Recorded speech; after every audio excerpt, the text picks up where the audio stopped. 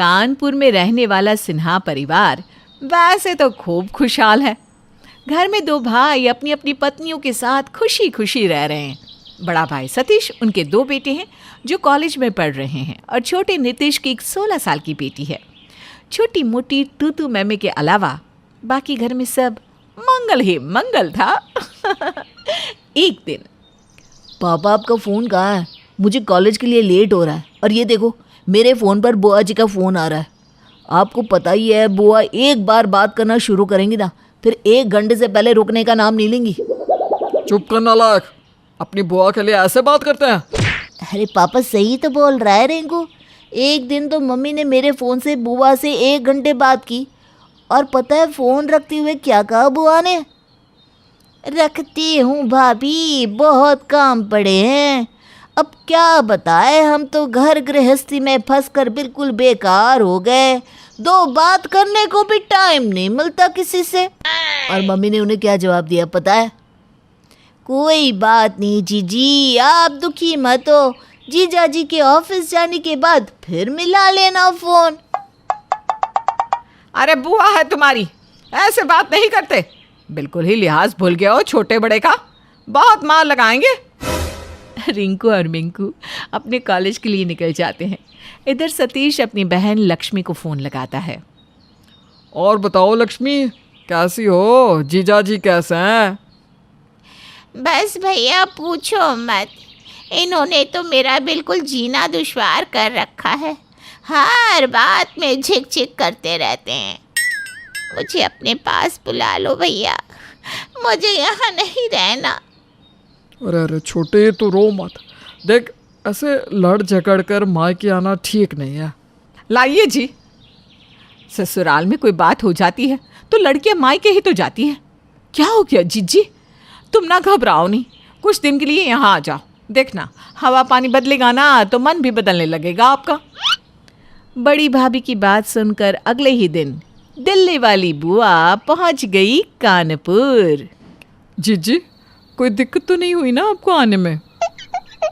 अरे नहीं नहीं भाभी, सीधी ट्रेन आती है दिल्ली से। शताब्दी में बैठो और सीधा कानपुर उतरो। दिक्कत क्या होनी है? ये दिक्कत तो आप जैसे लोगों को ही आती है। कानपुर छोटा शहर है, कहाँ आप लोग इतना बाहर आना जाना कर पाती हो? हाँ, वो तो सही बात है। अच्छा जीजी, अभी तो काफ़ी रात हो गई है, अब खाना खा लो, फिर गुड़िया के कमरे में आपका बिस्तर लगवाया है, वहाँ आराम करना। अरे भाभी, मतलब अभी तो हम आए हैं, अभी आप हमें ठेलने में लग गई हैं? ये नहीं कि ननद के पास बैठी कुछ सुख दुख पूछ लें। पहले चाय नाश्ता करा दो, खाना पीना खाते रहेंगे घंटे 2 घंटे में। ठेलने जैसी कोई बात नहीं है जीजी, गुड़िया का स्कूल होता है ना, इसलिए सुबह सुबह जल्दी उठना पड़ता है, और आपकी ट्रेन पहुंचते पहुंचते 11 बज ही गए। इसीलिए कह रहे हैं कि खा पी कर आराम करो, कल सवेरे बात कर लेंगे जी भर के। हाँ भाभी, देख रही हूँ, आप दोनों के चेहरे तो मुझे देखकर ही उतर गए हैं। भाई, अब ननद ससुराल से झगड़ कर आई है तो मायके में भी इज्जत थोड़ी ना मिलेगी। अरे जीजी, आप बात को ना मन से ना लगाया करो। अच्छा, हम रुक रहे हैं आपके पास। छोटी, तुम जाओ आराम कर लो। बात छन रही है दोनों देवरानी जेठानी में। पता लगाना पड़ेगा कि आखिर ये प्यार की गंगा बह कहाँ से रही है। बड़ी भाभी शीला ने पहले ननद को चाय नाश्ता परोसा, फिर देर रात उन्हें गर्मा गर्म रोटियां बनाकर खिलाई। ननद की नाराज़गी दूर करने के बाद शीला रात को 2 बजे अपने कमरे में सोने गई, सुबह 5 बजे। शांति भाभी, सुबह सुबह काम का टाइम होता है। इस समय बड़ी भाभी बिस्तर तोड़ रही है और आप अकेली रसोई में खप रही हो। अब आप अकेले बनाओगी और सारा परिवार बैठकर खाएगा, हैं? ननद शांति के कान भर ही रही थी कि तभी बड़ी भाभी शीला आ जाती है। शांति, रात को सोने में बहुत लेट हो गया ना, सुबह मेरी तो आँख ही नहीं खुल पाई। कोई बात नहीं दीदी। जीजी, आप यहाँ क्यों खड़ी हैं? जाइए आराम से बैठिए, मैं और भाभी मिलकर रसोई संभाल लेंगे। 2 दिन बाद बड़ी भाभी की शादी की सालगिरह थी। तीनों बच्चों ने मिलकर खूब सजावट की थी। इधर शीला भी लाल रंग की साड़ी पहनकर तैयार हो रही थी। तभी ननद लक्ष्मी वहां आ जाती है। बुरा मत मानना भाभी, लेकिन ये सब चोंचले जो आप लोग कर रहे हो ना, अम्मा होती तो सबकी अकल ठिकाने लगा दी थी। अरे जवान जवान बेटों के सामने ऐसे नई नवेली दुल्हन की तरह लाल जोड़ा पहनकर तैयार होना, कमरा सजाना, ये सब शोभा देता है क्या आपको? जब माँ बाप की हरकत ही ऐसी होंगी तो बच्चे आपको देखकर क्या सीखेंगे? ऐसे ही तो बच्चे हाथ से निकल जाते हैं। ननद की बात सुनकर शीला की आंखों में आंसू आ गए थे। उसने तुरंत अपनी लाल साड़ी बदलकर एक सिंपल सी हरी साड़ी पहन ली। अब उसका किसी भी चीज में मन नहीं लग रहा था। गुड़िया, बुआ ने तो हमारे सेलिब्रेशन का सत्यानाश कर दिया। मैंने अभी अभी बुआ को मम्मी की साड़ी पर उल्टा सीधा कमेंट करते हुए सुना है। अब हम चाहे जितना भी समझा ले, मम्मी किसी की नहीं सुनने वाली। भैया, सुबह मैंने भी सुना था, बुआ मम्मी को बड़ी माँ के खिलाफ भड़का रही थी। अगर ऐसा ही चलता रहा ना तो थोड़े दिनों में हमारे घर की सुख शांति का तो बैंड बज जाएगा। बात तो तू ठीक कह रही है। सालगिरह का सेलिब्रेशन तो बुआ ने बिगाड़ दिया था, लेकिन बुआ का मन इतने से भरने वाला थोड़ी ना था। कुछ दिनों बाद। अरे शांति भाभी, जवान बेटी की माँ हो, थोड़ी सतर्क रहा करो। मैंने आपकी गुड़िया को देर रात तक फ़ोन पर बात करते सुना है। क्या दीदी, गुड़िया अभी बस 16 साल की है, अपने किसी दोस्त से बात कर रही होगी। ऐसी ही दोस्त से बातें करते करते ही लड़कियां हाथ से निकल जाती है। भाई मेरा फ़र्ज़ था बताना, अब तुम जानो तुम्हारा काम जाने। ननद के मुंह से ऐसी बात सुनकर शांति गुस्से में अपनी बेटी के कमरे में जाती है। गुड़िया, ये तुम किससे रात को फ़ोन पर बात करती हो? अरे मम्मी, आप क्या बोल रहे हो? मैं तो किसी से बात नहीं करती। अच्छा, तो बुआ झूठ बोल रही हैं क्या? आज से तुम्हें कोई फ़ोन नहीं मिलेगा। ठीक ही कह रही हैं वो, इस मोबाइल फ़ोन ने बिगाड़ कर रख दिया है बच्चों को। माँ के मुंह से ऐसी बात सुनकर गुड़िया को बहुत बुरा लगता है और वो रोते हुए शीला के पास जाती है। बड़ी माँ, मम्मी ने मुझसे फ़ोन छीन लिया। क्या आप लोगों को मुझ पर भरोसा नहीं है? मैंने कुछ गलत किया है क्या बड़ी माँ? गुड़िया को ऐसे रोता देख शीला को गुस्सा आ जाता है। शांति, यह क्या तरीका हुआ? बच्चों के साथ इस तरह से पेश आओगी तो बच्चे तुम्हारी बात सुनना ही बंद कर देंगे। आपके बेटे नहीं है ना दीदी, इसलिए आप इतनी आसानी से ये बात कह रही हो। बेटियों की माँ को बहुत कुछ सोचना पड़ता है।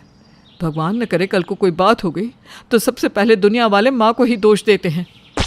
शांति, मैंने 3 बच्चों में कभी कोई फ़र्क नहीं किया, लेकिन जो बात गलत है वो गलत है।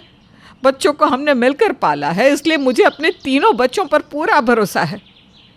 दोनों देवरानी जेठानी में होती बहस को देखकर चारों बच्चे हैरान रह जाते हैं। बहुत हो गया, अब हमें कुछ करना पड़ेगा, नहीं तो ये घर जंग का मैदान बन जाएगा। पता है, कल बुआ पापा को बोल रही थी, तुमने बहुत छूट दे रखी है शीला भाभी को। वो तो घर आए मेहमान की इज्जत करना ही भूल गई है। इसके बाद रात को मम्मी पापा में बहस हो रही थी। रिंकू के इतना कहने पर चारों बच्चे हाथ मिलाकर कुछ योजना बनाते हैं।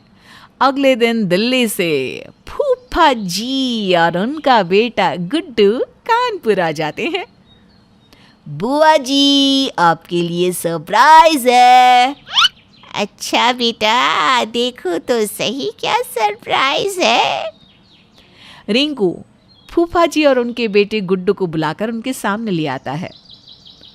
अरे भाग्यवान, हमसे अच्छा सरप्राइज और क्या होगा? अरे काहे का सरप्राइज? मुझे इनसे कोई बात नहीं करनी। अरे क्यों बुलाया इन्हें यहाँ? अरे लक्ष्मी, ऐसे बात नहीं करते, हम बैठकर बात करेंगे ना जीजा जी से। क्या बात है जीजा जी? लक्ष्मी कह रही थी घर में बात बात पर झगड़ा होता है, अब उसकी कोई भी बात नहीं सुनते। यहाँ तक कि बात इतनी बढ़ गई कि उसे घर छोड़कर यहाँ आना पड़ा। अरे ये आप क्या कह रहे हो? उसने ये नहीं बताया कि झगड़े की वजह क्या है। ये सुबह गुड्डू के स्कूल जाने के टाइम तक सोती रहती है। छोटे भाई की पत्नी आखिर कितने साल हमारे बच्चे का काम करती रहेंगी? इसलिए सुबह उठते ही घर में काम को लेकर झगड़ा शुरू हो जाता है। घर के एक भी काम को हाथ नहीं लगाना चाहती। यहाँ तक कि गुड्डू पर भी इसका कोई ध्यान नहीं है। उसके हाथ में फ़ोन पकड़ाकर ये दिन दिन भर सहेलियों के साथ गप्पे मारती है और सबसे बड़ी बात, सबके घरों में सिखा पढ़ा के झगड़े कराती है। अरे मोहल्ले के सब लोग परेशान हो चुके हैं इससे। मुझे गुड़िया को संभालने की नसीहत दे रही थी और अपने बच्चे का ऐसा हाल बना कर रखा है आपने। ये तो बहुत गलत बात है जीजी। लक्ष्मी, अपनी गृहस्थी पर ध्यान दो। किसी के घर की शांति भंग करके तुम्हें क्या मिलता है? पापा, मेरी गुड्डू से बात होती रहती है, इसलिए हम लोग तो पहले से जानते थे कि बुआ अपने घर में क्या क्या कर रही हैं। लेकिन गुड्डू नहीं चाहता था कि आप लोगों को ये सब पता चले, इसलिए हम चारों चुप थे। और फिर बुआ ने हमारे घर में भी वही सब शुरू कर दिया।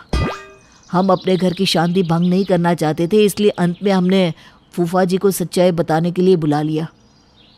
लक्ष्मी, माफ़ी मांगो जीजाजी से और खुशी खुशी अपना घर संभालो। बुआ जी के पास अब बचने का कोई चारा नहीं बचा था, इसलिए पति से माफ़ी मांगकर वो अपने घर दिल्ली लौट गई। उस दिन के बाद से बुआ जी सुधर गई। अब वो किसी के जीवन में दखल नहीं देती, बस अपने जीवन को संवारने की कोशिश करती रहती हैं। रेवती अपने पति और बेटे सुधीर के साथ चंदन नगर में रहती थी। चंदन नगर एक छोटा सा नगर था। एक दिन सुधीर अपनी माँ को बताता है कि उसे नेहा नाम की लड़की से प्यार हो गया है, जो दिल्ली में रहती है। क्या? जिस लड़की से तू प्यार करता है वो दिल्ली की है? अरे दिल्ली तो कितना बड़ा शहर है। हाँ माँ, मैं नेहा से शादी करना चाहता हूँ। अरे इतने बड़े शहर की बहू हमारे घर आएगी, मेरी तो शान ही अलग होगी मेरी सहेलियों के सामने। अरे माँ बताओ ना, कुछ पूछ रहा हूँ मैं। शादी के लिए आपकी हाँ है कि नहीं? अरे हाँ हाँ हाँ है मेरी तरफ से, बहुत बड़ी हाँ बस। सुधीर और नेहा की शादी हो जाती है। नेहा जीन्स पहनकर रसोई में काम कर रही होती है, तभी वहाँ रेवती आ जाती है। वाह, क्या मॉडर्न बहू पाई है तूने रेवती। मम्मी जी, आज खाने में क्या बनाना है? बहू, तू ना इस जीन्स में बहुत अच्छी लग रही है। थैंक यू मम्मी जी, आपको ये जीन्स पसंद है? हाँ, मुझे ना ये मॉडर्न कपड़े बड़े ही अच्छे लगते हैं। तो मम्मी जी आप भी पहनिए ना, आप पर जीन्स बहुत अच्छी लगेगी। क्या मैं सच में मुझ पर अच्छे लगेंगे ऐसे कपड़े? हाँ हाँ, चलिए मार्केट चलते हैं और आपके लिए शॉपिंग करके आते हैं। नेहा अपनी सास को मॉडर्न कपड़े दिलवाती है और उनका पूरा लुक ही चेंज कर देती है। रेवती जींस टॉप पहनकर गॉगल्स लगाकर घर में आती है और बेल बजाती है। राजेश दरवाजा खोलता है और अपनी पत्नी को पहचान ही नहीं पाता। जी बहन जी, बोलिए। अरे पापा जी, ये मम्मी जी हैं। क्या रेवती तुम? मैं अरे ये क्या हुलिया बना रखा है रेवती? क्यों, जैसी बहू वैसी सास। अब तो आप आदत डाल ही लो जी मुझे ऐसे जींस में देखने की। रेवती को मॉडर्न बनने में बहुत ही मजा आता है और वो हर दिन नए नए कपड़े पहनकर देखती रहती। एक दिन वो अपनी बहू के पास आती है। बहू, बड़े शहरों में जैसे किटी पार्टी होती है, बड़ा मजा आता होगा ना? हाँ मम्मी जी, मजा तो आता है। तो क्यों ना हम भी यहाँ किटी पार्टी रखें? राजेश किटी पार्टी का नाम सुनते ही गुस्सा करने लगता है। नहीं नहीं, इस घर में कोई किटी विटी पार्टी नहीं होगी। रेवती, तुम कुछ ज्यादा ही मॉडर्न बनती जा रही हो। मॉडर्न बनना अच्छी बात है, पर अपने घर के तौर तरीकों का भी ख्याल रखा करो। आप तो बस कुएं के मेंढक ही रहना, उससे आगे बढ़ना कभी भी नहीं। मैं तो इस घर में किटी पार्टी करूंगी, मैंने फैसला कर लिया है। रेवती अपनी सारी सहेलियों को पार्टी के लिए बुला लेती है और खुद जींस टॉप पहनकर उनके सामने आती है। अरे रेवती, ये क्या पैंट हुआ पहन रखा है तूने? ये भी कोई उम्र है क्या ये सब पहनने की? अरे वो कहते हैं ना, बूढ़ी घोड़ी लाल लगाम। तुम लोगों को नहीं पता, आजकल बड़े बड़े शहरों में सब ऐसे ही कपड़े पहनते हैं। वो कहते हैं ना, अंगूर खट्टे हैं। पार्टी खत्म हो जाती है और रेवती को चक्कर आने लगते हैं। वो गिर पड़ती है। अरे क्या हुआ रेवती, तुम ठीक तो हो? हाँ हाँ ठीक हूँ मैं, वो सुबह से कुछ खाया नहीं ना इसलिए। क्यों मम्मी जी, आपने खाना क्यों नहीं खाया सुबह से? अरे बहू, मैंने सोचा थोड़ा डाइटिंग करती हूँ तो जींस जो अभी टाइट आती है ढीली हो जाएगी। तुम शहर वाले भी तो डाइटिंग कर कर के ही पतले हो जाते हो ना। मम्मी जी, डाइटिंग का मतलब भूखे रहना नहीं होता, बल्कि हेल्दी खाना होता है। रेवती, हमें दूसरों की जीवन शैली को अपनाने से पहले उसकी पूरी जानकारी लेनी चाहिए, समझी? हाँ हाँ समझ गई। संध्या की शादी उसके पिता ने शरत से की। शादी के 15 साल के अंदर ही संध्या का परिवार अमीर से गरीब हो जाता है। एक दिन संध्या जब अपनी भाभी से कहती है, भैया माँ पिताजी के बाद अब आप लोगों से ही मेरा मायका है। अरे संध्या दीदी, मायका बोलना आसान है, लेकिन जब मायके वालों को निभाना पड़ता है ना, हालत पतली हो जाती है। तभी वहां संध्या का भतीजा आ जाता है। देखा माँ, मुझे कितनी कूल ऐप मिली है।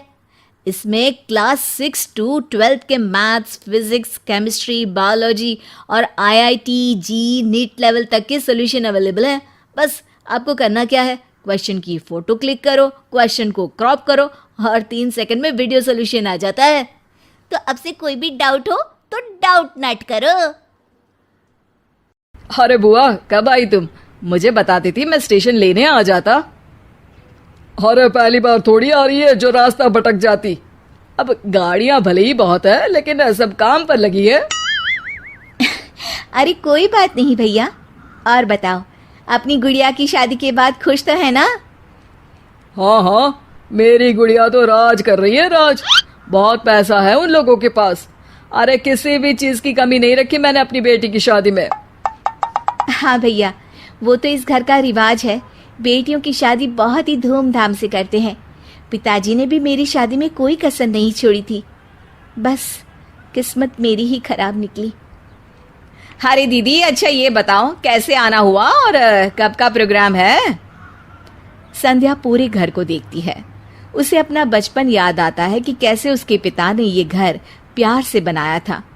मुझे सीढ़ियों वाला घर पसंद था, तो पिताजी ने मेरे लिए 2 तल्ले का मकान बना दिया। अरे बुआ, सीढ़ियों को घूर रही हो? जरूर बचपन में यहाँ से खूब गिरी होगी। संध्या की आंख से आंसू गिर जाते हैं। वो अपने कमरे में चली जाती है और अलमारी खोलती है। अरे दीदी, अलमारी क्यों छू रही हो? कुछ चाहिए क्या? मुझसे मांग लेती। अरे नहीं भाभी, बचपन से ये अलमारी में मेरे खिलौने और गुड़िया रहा करती थी। हाय रे दीदी, अब क्या बंटवारा चाह रही हैं क्या? संध्या भाभी की इस बात पर घबरा कर वहां से निकल जाती है। अगली सुबह घर में संध्या को न देखकर भतीजा बोलता है, माँ, अरे माँ, ये बुआ दिखाई नहीं दे रही, कहाँ गई? अरे चली गई होगी, कह तो रही थी कि मन नहीं लग रहा है। अरे पापा, ऐसे कैसे बिना बताए चली गई? अरे कल अलमारी खोलकर खड़ी थी, कहीं कुछ उड़ा तो नहीं ले गई? भतीजी को बुआ की बात सुनकर गुस्सा आ जाता है। वो वहां से चला जाता है। अगले दिन, अरे शेखर कहाँ मर गया? तेरी बहन आ रही है ससुराल से, जल्दी जा स्टेशन। और सुन, वो लंबी वाली कार लेकर जाना, उसकी पसंदीदा है। ओहो पिताजी, आ जाएगी। कौन सा पहली बार आ रही है? माँ को गुस्सा आ जाता है। हाँ हाँ, अब मेरी बेटी को स्टेशन से खुद ही आना पड़ेगा। वाह जी वाह। शेखर, हुआ क्या है तुझे? क्यों नहीं जा रहा है अपनी बहन को लेने? उसने तेरे लिए क्या क्या नहीं किया, कितना प्यार करती है वो तुझसे। पिताजी, प्यार तो बुआ भी आपसे कम नहीं करती थी। फिर भी उन्हें ना कोई लेने और ना ही कोई छोड़ने जाता है। वो क्यों भला? पिता को गुस्सा आ जाता है और वो उसे एक थप्पड़ मार देते हैं। अरे बस करो, क्यों आप दोनों उस संध्या के लिए लड़ रहे हो?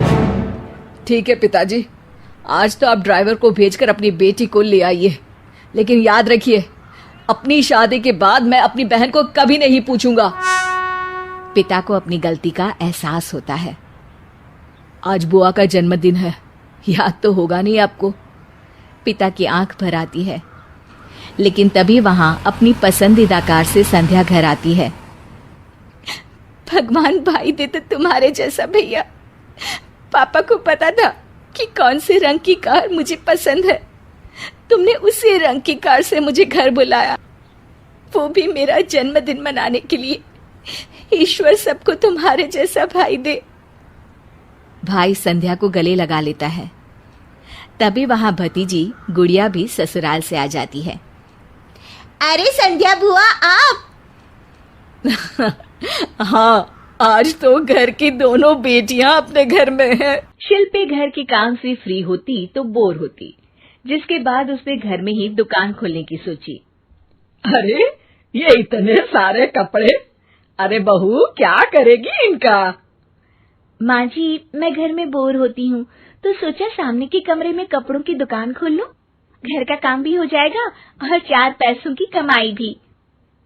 अरे वाह वाह, ये तो बहुत ही अच्छी बात है, मैं भी तेरी मदद कर दिया करूंगी। वाह माँ जी, तब तो मजा आ जाएगा। अब हम दोनों मिलकर खूब पैसे कमाया करेंगे। अब क्या था, सास बहू का काम चल पड़ा। एक दिन, अरे राकेश की माँ, सुनती हो? कहाँ चली गई? भूख के मारे पेट में चूहे कूद रहे हैं।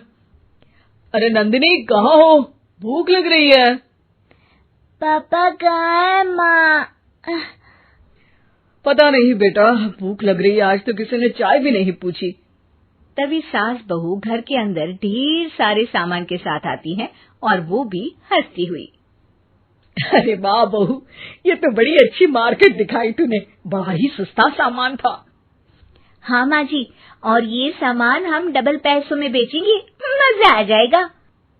अरे बहू, भूख लग रही है, कुछ खाने को दे दे। माँ क्या बात है, आज किसी ने पापा को चाय भी नहीं दी? अरे बेटा, अब 40 साल में तेरे पापा ने क्या चाय बनाना भी नहीं सीखा? अरे बेटा रहने दे अब इस बहस को, तुम लोगों ने वैसे बनाया क्या है? बहू परेशान हो जाती है और सास को अकेले में लेकर जाती है। माँ जी, आज तो हम लोगों ने खाना ही नहीं बनाया। अरे बेटा, बाहर के छोले भटूरों से पेट इतना भर गया कि याद ही नहीं रहा कि घर में ये लोग भी हैं खाना खाने के लिए। अब क्या किया जाए? तभी घर में एक महिला आती है। जी, वो सुना है आप लोगों की यहाँ साड़ी बिकती है, जरा दिखाएंगे क्या? हाँ हाँ, क्यों नहीं। माँ जी, आप इन्हें साड़ी दिखाइए, मैं तब तक पिताजी और इनके लिए खाने का इंतजाम करती हूँ। सास उस औरत को लेकर सामने वाले कमरे में चली जाती है जहाँ उन लोगों ने दुकान खोली थी। वहीं बहू भी किचन में चली जाती है। अब इतनी जल्दी क्या बनाऊं? पापा जी तो खाने के लिए भी बैठ गए हैं। आइडिया, मैं खाना बाहर से ही ऑर्डर कर देती हूँ।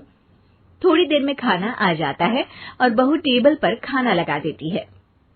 हे भगवान, कितनी कड़वी दाल बनाई है बेटा। नहीं नहीं पिताजी, वो क्या बात है नंदिनी, रोटी तो चबाई ही नहीं जा रही है, लग रहा है रबड़ खा रहा हूँ। एक तो इतने महंगे होटल से खाना मंगवाया और वो भी इन लोगों को पसंद नहीं आया। तभी सास नोट गिनती हुई बाहर आती है। वाह माँ जी, बड़ी कमाई हुई लगती है। हाँ, मैंने वो 2000 वाली साड़ी 3000 में बेच दी। अरे वाह माँ जी। दोनों सास बहू बहुत खुश हो जाती हैं। मेरे पेट में ना बेटा जोर का दर्द हो रहा है। अरे माँ, क्या हुआ? पेट में दर्द? बाहर का कुछ खाया था क्या? मैदा तो नहीं खा लिया? मैंने छोले भटूरे खाए थे। माँ क्यों खाए? आपको तो पता है कि आपको मैदा सूट नहीं करता। चलिए माँ को डॉक्टर के पास ले जाते हैं। तभी अंदर से पापा की आवाज आती है। हे भगवान, मेरा तो पेट खराब हो गया। सब पिताजी के पास जाते हैं। पिताजी, आपको क्या हुआ? खाना बासी था शायद। अरे पिताजी, नंदनी जानती है कि बासी खाने से आपकी तबीयत खराब हो जाती है, तो वो ऐसा क्यों देगी, है ना नंदिनी? वो खाना मैंने बाहर से ऑर्डर किया था। मैं और माँ दुकान का सामान लेने गए थे, इसलिए खाना नहीं बना पाए। क्या नंदनी, दुकान के चक्कर में तुमने तो सारे घर का हाल बिगाड़ रखा है। चलो अब माँ और पापा को लेकर अस्पताल चलते हैं। अस्पताल में जाने पर डॉक्टर कहते हैं, हाँ, इन दोनों को तो एक दिन के लिए एडमिट करना पड़ेगा। क्या? क्यों? पेट ही तो खराब है ना। हाँ, तो घर ले जाइए ना, अगर लग रहा है कि कोई बड़ी बात नहीं है और हम सिर्फ पैसा कमाने के लिए इन लोगों को एडमिट कर रहे हैं। नर्स, जरा इन लोगों को बिल तो दे देना। चलिए, मैं आप लोगों को पैकेज समझा देती हूँ। जब बहू के हाथ में बिल आता है, हे भगवान, 60,000 रुपए! इतना तो मैंने कमाया भी ना था। अब समझ गई कि कमाई के चक्कर में घर के लोगों की सेहत के साथ मैं खिलवाड़ कर रही थी। आरती की शादी सुंदर नगर के एक परिवार में हुई। वो अपने पति जगदीश और सास ससुर के साथ रहती थी। आरती को नींद में चलने की बीमारी थी। एक बार रात को जब सभी घर वाले सो रहे होते हैं, तब जगदीश की आंख खुलती है और वो देखता है कि आरती बिस्तर पर नहीं सो रही। अरे, ये आरती कहाँ चली गई? जगदीश आरती को ढूंढने कमरे के बाहर जाता है। पूरे घर में ढूंढता है पर आरती कहीं नहीं मिलती। जगदीश को उसकी चिंता हो जाती है। इतनी रात को कहाँ जा सकती है आरती? तभी उसके पीछे कोई चल रहा होता है। जगदीश पीछे मुड़ता है और एकदम से चौंक जाता है। वहां आरती खड़ी होती है। आरती, क्या हुआ? यहाँ क्यों खड़ी हो? आरती जाकर सोफे के चक्कर लगाने लगती है। अरे, क्या हो गया है इसको? जगदीश भी उसके पीछे पीछे चलने लगता है। अरे सुनो तो, तुम सोफे के चक्कर क्यों काट रही हो आरती? आरती! आरती कुछ नहीं कहती। जगदीश को सोफे के चक्कर काटते हुए चक्कर आने लगते हैं। ओहो, मेरा तो सर ही घूम गया। अगले दिन सुबह ऑफिस जाते वक्त जगदीश आरती से रात के बारे में पूछता है। आरती, कल रात तुम्हें क्या हो गया था? क्यों जी, मुझे क्या हो गया था? मैं तो बिल्कुल ठीक हूँ जी। अरे मतलब, कल रात क्या हुआ था? तुम्हें बिल्कुल भी याद नहीं आरती? नहीं तो क्या याद करना है, पहले वो तो बताइए। खुद भी लेट हो रहे हैं और मुझे भी बातों में उलझा कर रखा है। मैं जा रही हूँ रसोई करने, बहुत काम पड़े हैं। आरती रसोई में चली जाती है और जगदीश सोच में पड़ जाता है। अगली रात आरती की सास रसोई में पानी पीने के लिए जाती है और तभी किसी को चलता देख एकदम से डर के चिल्लाती है। आरती की सास देखती है कि आरती रात के 3 बजे खाना बना रही है, पर उसे बिल्कुल भी होश नहीं है। उसकी सास ये भी देखती है कि पूरी रसोई में सब कुछ फैल रखा है। अरे बहू, तू इतनी रात को खाना क्यों बना रही है और ये रसोई इतनी गंदी क्यों कर रखी है? आरती कुछ नहीं बोलती और नींद में सब्जी काट रही होती है। उसकी सास उसे आवाज लगाती है पर वो सुनती ही नहीं। अरे सुना नहीं क्या तूने बहू? कौन सफाई करेगा इस रसोई की? आरती को कुछ भी सुनाई नहीं देता और वो सीधा खाना बनाते बनाते अपने कमरे में चली जाती है। हे भगवान, रसोई इतनी गंदी छोड़कर ऐसे ही चली गई है तो। सास पूरी रसोई साफ करती है और इतने में सुबह हो जाती है। अरे मर गई रे, रसोई साफ करते करते घुटने भी दर्द कर गए। अरे माँ जी, आप रसोई क्यों साफ कर रही हैं? अरे ये सब तूने ही तो फैलाया था और अब साफ मुझे करना पड़ रहा है। मैंने फैलाया? पर मुझे तो कुछ भी याद नहीं है माँ जी। देख बहू, झूठ मत बोल, मैंने कल तुझे खुद देखा था।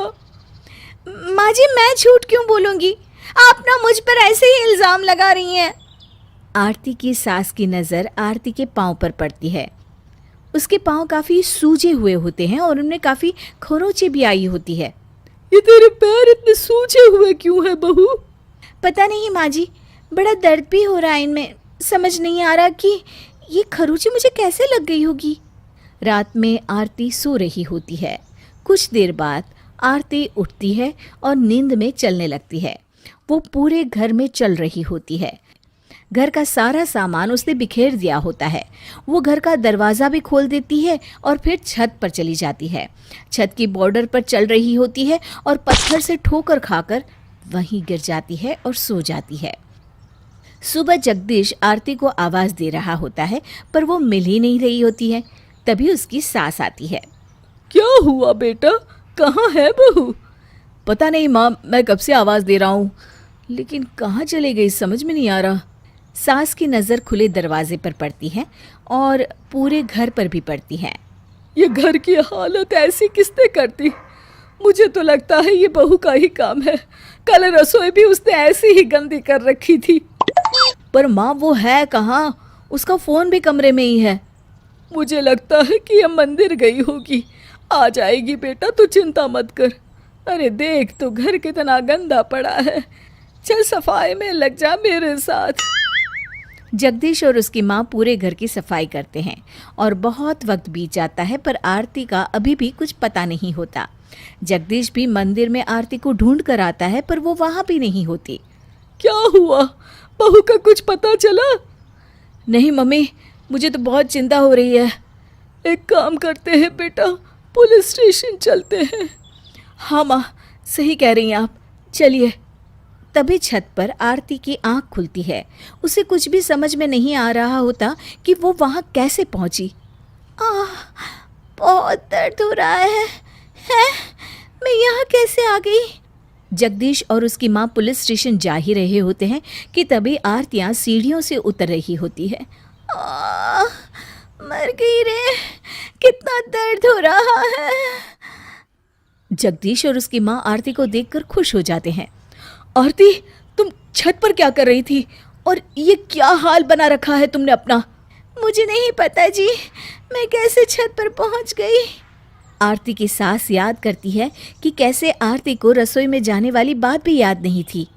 जगदीश बेटा, मुझे लगता है बहू को नींद में चलने वाली बीमारी हो गई है। हाँ माँ, तभी तो इसे सुबह को कुछ भी याद नहीं रहता।